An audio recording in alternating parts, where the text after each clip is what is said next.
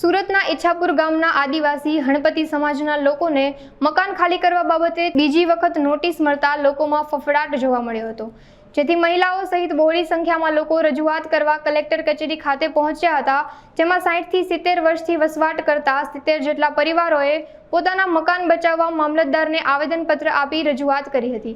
આ સાથે આવેદનપત્ર પાઠવવા લોકો સાથે કોંગ્રેસના અગ્રણીઓ પણ હાજર રહ્યા હતા। અમે 15 ખોલીમાં આજે 44 વર્ષથી અમે રહેતા છે।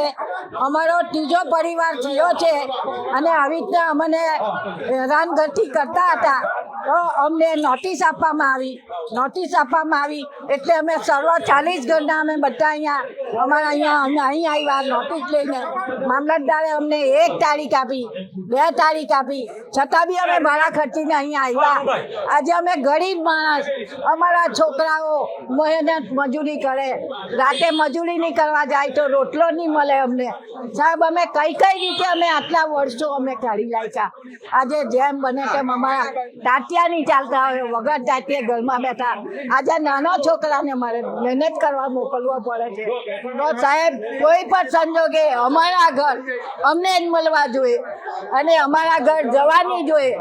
આ જ ભૂમિ પર અમારે રહેવાનું છે અને એ જ ભૂમિ પર અમારે મળવાનું બી છે। મારું નામ દીપિકા નરેશ પટેલ છે।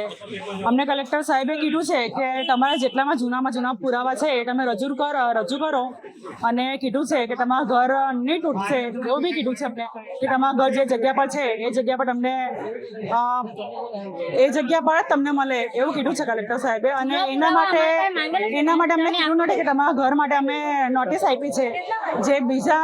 જે અમારું ઘરથી છે બીજા દૂર મંદિર છે એવું છે એના માટેની માંગણી કરી હતી એવું બી અમને કલેક્ટર સાહેબે કીધું છે।